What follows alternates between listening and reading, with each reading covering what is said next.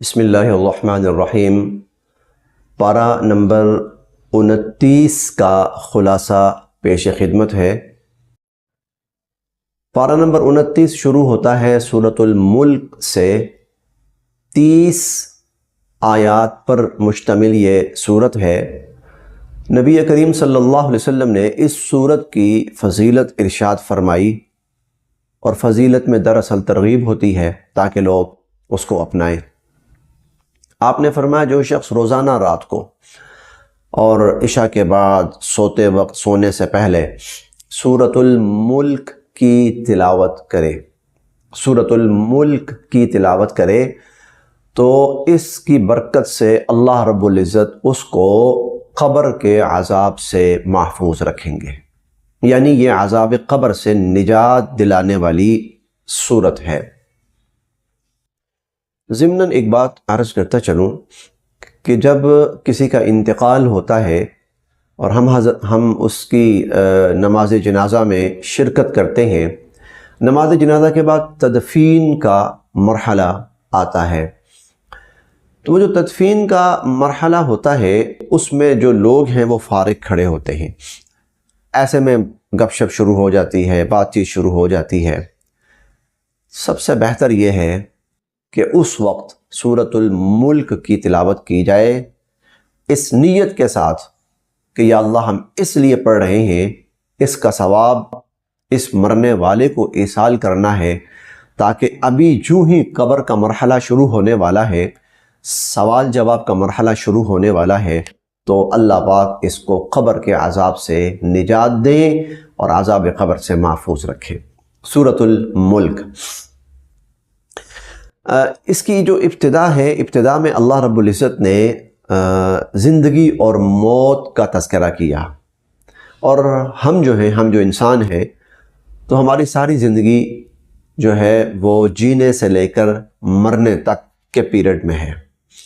اللہ تعالیٰ نے اس پورے پیریڈ کو بیان کیا اور فرمایا کہ تبارک الذی بیدہ الملک وہو علی کل شیء قدیر الذی خلق الموت والحیات لیبلوکم ایکم احسن عملا۔ اللہ تعالیٰ نے زندگی پیدا فرمائی، موت پیدا فرمائی، ویسے پہلے موت کا تذکرہ ہے، موت پیدا فرمائی، زندگی پیدا فرمائی، یعنی تم جیتے ہو پھر اس کے بعد اپنی عمر گزار کے چلے جاتے ہو، تو یہ اللہ نے تمہیں کیوں پیدا کیا؟ لیبلوکم ایکم احسن عملا، اللہ تعالیٰ تمہیں آزمانا چاہتے ہیں تم میں سے کون ہے جو اچھے اعمال کرتا ہے۔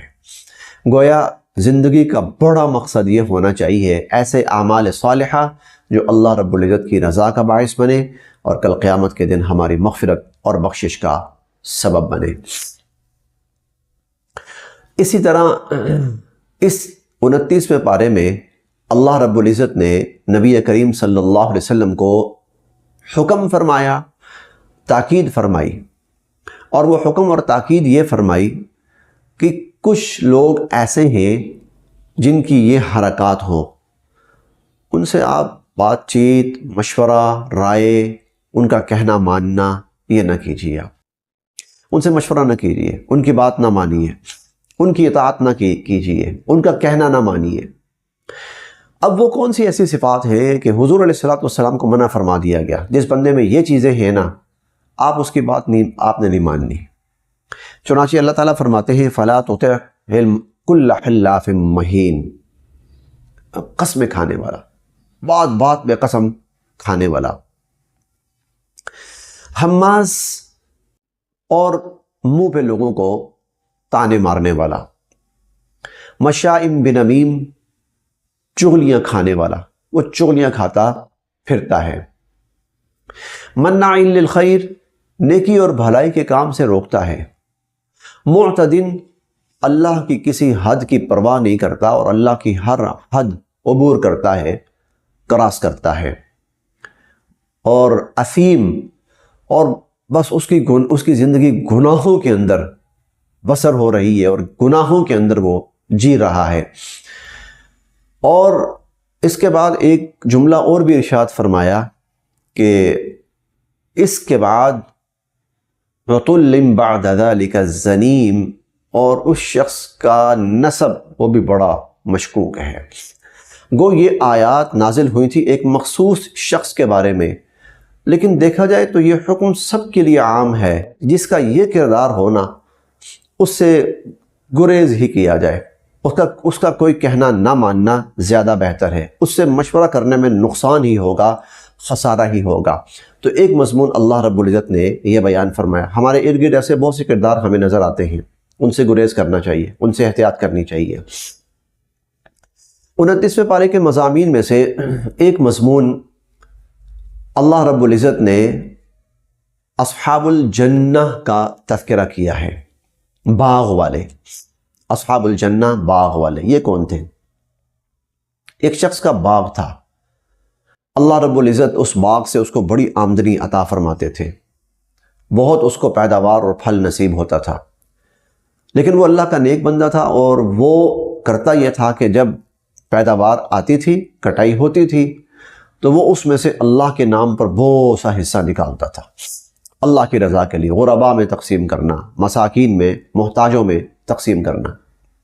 باپ کا انتقال ہوا، اب وہ سارا کاروبار، وہ باغ، وہ ساری آمدنی، وہ پیداوار بیٹوں کے ہاتھ میں آئی۔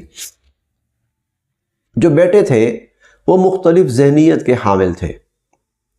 ان کا خیال یہ تھا کہ محنت ہم کریں پورا سال، یا محنت پورا سال ہمارا باپ کرتا تھا، اب جب پھل کا وقت آیا تو یہ بھی آ گیا، وہ بھی آ گیا، وہ بھی آ گیا، وہ بھی آ گیا، یہ کیا طریقہ ہے، ہم ان کو کیوں دیں؟ لہٰذا انہوں نے آپس میں مشورہ کیا، ہم صبح صبح پہنچیں گے اپنے باغ پر، اور وہاں جا کر باغ کا پھل توڑیں گے، اور جتنی دیر کے اندر کوئی مانگنے آئے گا، کوئی محتاج، کوئی مسکین، ہم سارا پھل سمیٹ کر گھر لا چکے ہوں گے۔ اللہ یدخلنہ الیوم علیکم مسکین، کل کسی مسکین کو نہیں ہم نے آنے دینا۔ وغدوا علی حرد قادرین، اور ان اغدوا علی حرثکم ان کنتم صارمین، آپس میں کہنے لگے صبح صبح نکلو تاکہ ہم اپنا پھل سارا توڑ کر لے آئیں۔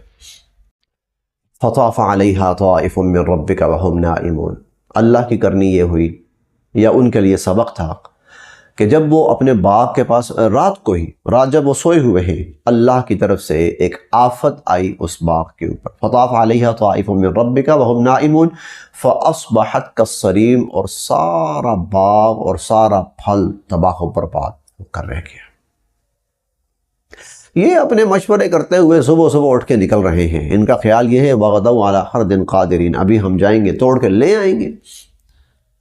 فلما رأوہا، جب باغ پہ پہنچے، اس کی حالت دیکھی، قالوا انا لضالون، کہنے لگے شاید ہم راستہ بھٹک کر آ گئے، کہیں اور راستہ بھٹک کر آ گئے، یہ تو کسی اور کا باغ ہے، ہمارا تو بڑا شاندار باغ پھلوں سے لدا ہوا تھا، تو انا لضالون۔ لیکن جب ساری ارد گرد کی علامات دیکھی اور ساری بات سمجھ میں آئی، کہنے لگے انا لمحرومون، ہائے ہائے ہم تو لٹ گئے، ہمارے پاس تو کچھ بھی نہ رہا۔ ان میں سے ایک اچھا تھا، صاحب ایمان تھا، تو وہ کہنے لگا کہ یہ بتاؤ، میں جو تمہیں کہتا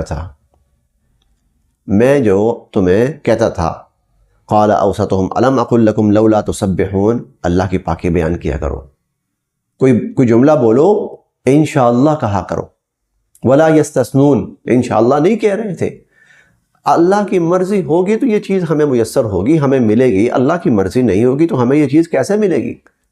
تم یہ سمجھتے تھے کہ تم جو چاہو کر سکتے ہو، سب کچھ تمہارے ہاتھ میں ہے، سب کچھ تو اللہ کے ہاتھ میں ہے۔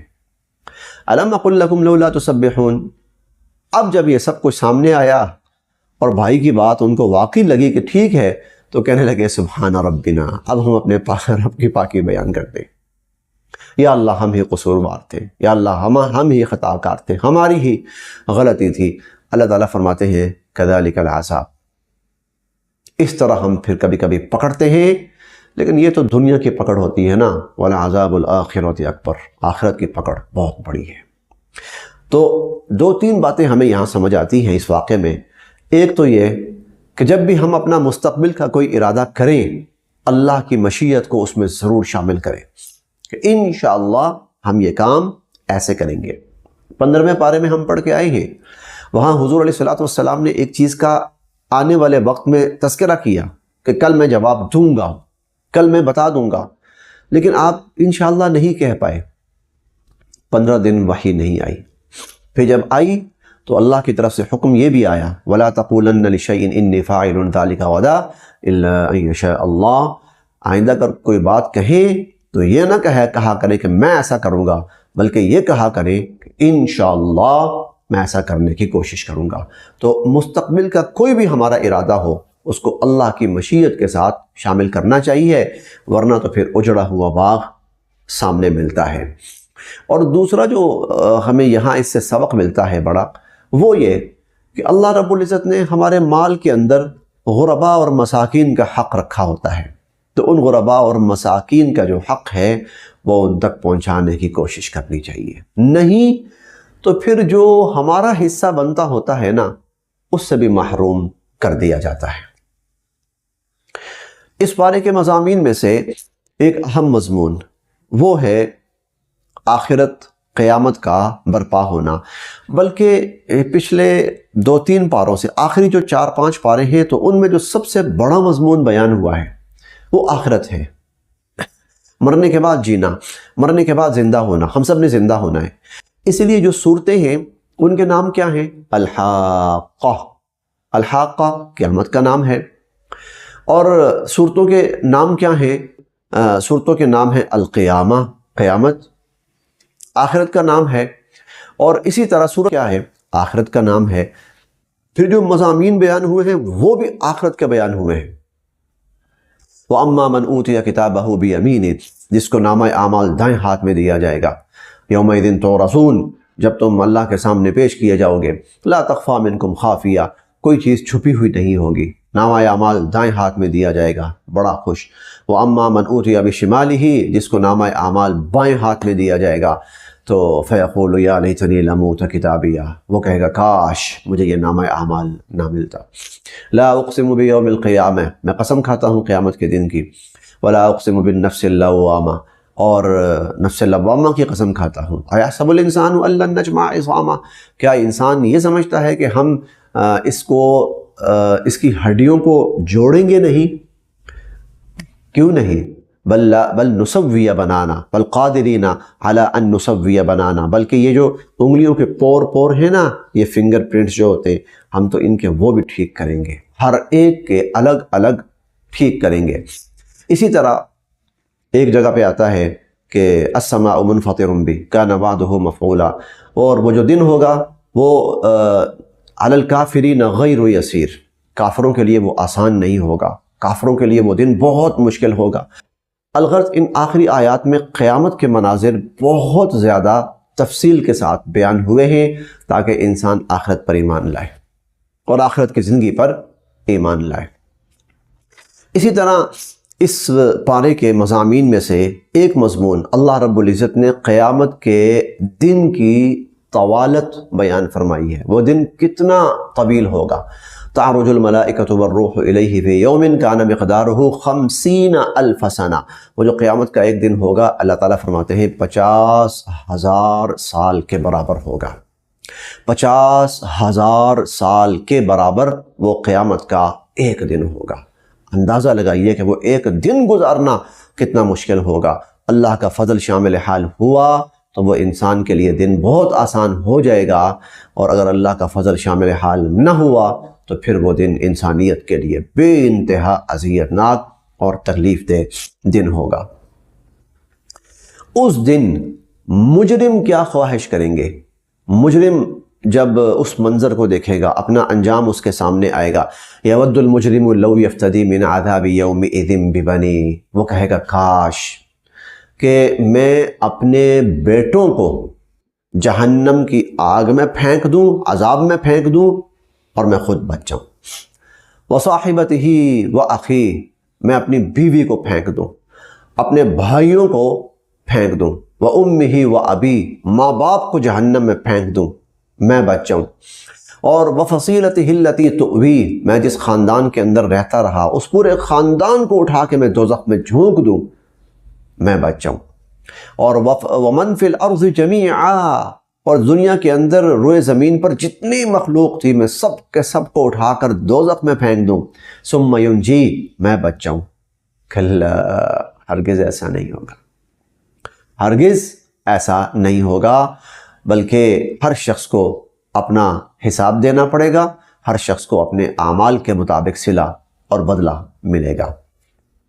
اس پارے کے مضامین میں سے ایک سورہ الجن بھی ہے۔ جن ایک مخلوق ہے، اس پر اللہ رب العزت نے یہ سورت نازل فرمائی۔ اصل میں جنات نے قرآن سنا تھا نبی کریم صلی اللہ علیہ وسلم کی زبان اقدس سے۔ آپ کہیں رات کے کسی پہر تلاوت فرما رہے تھے، اس کا تذکرہ پیچھے بھی گزر چکا ہے۔ تو قل اوحی الی انہ استمع نفر من الجن فقالوا انا سمعنا قرآنا عجبا، کہ جنوں کی ایک جماعت نے قرآن سنا اور وہ کہنے لگے کہ ہم نے ایک عجیب قرآن سنا ہے، یہدی الی الرشد، وہ ہدایت کی طرف بلاتا ہے، فآمنا بھی، ہم اس پر ایمان لے آئے، ولن نشرک بربنا احدا، اور ہم اپنے رب کے ساتھ کسی کو شریک نہیں ٹھہرائیں گے۔ بڑا تفصیلی تذکرہ ہے، پڑھنے والا ہے، اور اس میں جو پیغام ہے اور سبق ہے وہ کیا ہے؟ اللہ کا کلام قرآن مجید وہ تاثیر رکھتا ہے اور وہ اپنے اندر خوبی رکھتا ہے اور جذب کرنے کی اور کھینچنے کی وہ کشش رکھتا ہے۔ انسان تو چھوڑیے، جنات بھی قرآن سنیں تو وہ بھی اس کے اندر اس کے جذب میں مبتلا ہو جاتے ہیں، وہ بھی اس کی تاثیر کو اپنا لیتے ہیں، اس کی تاثیر ان کو بھی اپنا گرویدہ کر لیتی ہے۔ تو قرآن کریم نے ایک منظر اور ایک مضمون 29ویں پارے میں یہ بھی بیان کیا کہ اللہ کی وہ مخلوق، اس نے قرآن سنا، قرآن سن کر قرآن پر ایمان لے آئے، نہ صرف ایمان لے آئے بلکہ وَلَّوْا إِلَىٰ قَوْمِهِمْ مُنذِرِينَ، جب وہ واپس پلٹے اپنے لوگوں کے پاس یعنی اپنے جنات کے پاس، تو ان کو بھی اللہ کی طرف دعوت دینے لگے کہ ہم تو ایمان لے آئے ہیں تو تم بھی ایمان لاؤ۔ آمنوا بربکم فآمنا، ہم ایمان لے آئے ہیں تم بھی ایمان لاؤ۔ یہ سورۃ الجن کا ایک واقعہ بیان ہوا ہے۔ اس کے بعد دو صورتیں ہیں، سورۃ المزمل، سورۃ المدثر۔ اختصار کے ساتھ اب بات عرض کرنی ہے۔ سورۃ المزمل اور مدثر یہ قرآن کریم کی بالکل ابتدائی آیات صورتوں میں سے ہیں، آیات میں سے بھی ہیں اور صورتوں میں سے بھی ہیں۔ حضور علیہ السلام پہلی وحی کے بعد کچھ گھبرا گئے تھے، اپنے گھر میں چلے گئے، آپ لیٹ جاتے، کپڑا اوڑھ لیتے، جیسے کوئی بندہ چھپا رہا ہوتا ہے اپنے آپ کو۔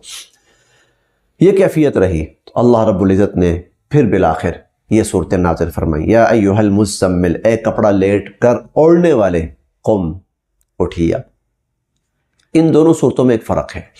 فرق یہ ہے کہ سورۃ المزمل کے اندر حضور علیہ السلام کو قیام اللیل کا حکم دیا گیا، نماز پڑھیے، رات آدھی رات پڑھیے، 2/3 رات پڑھیے، 1/3 رات پڑھیے۔ تو سورۃ المزمل جو تھی وہ قیام اللیل کے بارے میں تھا کہ آپ کی راتیں ایسی گزرنی چاہیے اللہ کے حضور قرآن پڑھنے میں، نماز پڑھنے میں۔ اور سورۃ المدثر جو ہے وہ قیام النہار کے بارے میں ہے، یا قیام بالنہار کے بارے میں، کہ قم فانذر وربک، رات آپ کی ایسے گزری ہے، اب اٹھیے اور دن کو لوگوں کو اللہ کی طرف بلائیے، اللہ کی طرف متوجہ کیجئے، نبی کی زندگی دیکھیے، دن اللہ کے بندوں کو اللہ کی طرف بلا رہا ہے، اللہ کے دین کو غالب کر رہا ہے۔ ان لک فی النہار سبحا طویلا، اور بڑی مشقت طلب زندگی ہے اور ضرور اور مقصد ہے اور کام ہے، بے انتہا مشقت طلب۔ اور جب اتنے مشقت طلب کام کو کر کے آپ رات آتی ہے تو قم اللیل، پھر اللہ کے سامنے نماز میں کھڑے ہو جائیے، اللہ کے حضور عبادت میں کھڑے ہو جائیے۔ یہ دونوں صورتیں، ایک قیام باللیل اور دوسری قیام بالنہار، ایک قیام اللیل اور ایک قیام النہار، یہ نبی کی زندگی کا ایک بڑا خوبصورت اللہ رب العزت نے ان دو صورتوں میں نقشہ کھینچا ہے۔ مضامین تو اور بھی بہت زیادہ ہیں، اختصار کے پیش نظر اسی پر اکتفا کیا جاتا ہے۔ اللہ تعالی ہم سب کے لیے عمل کی راہیں آسان فرمائے۔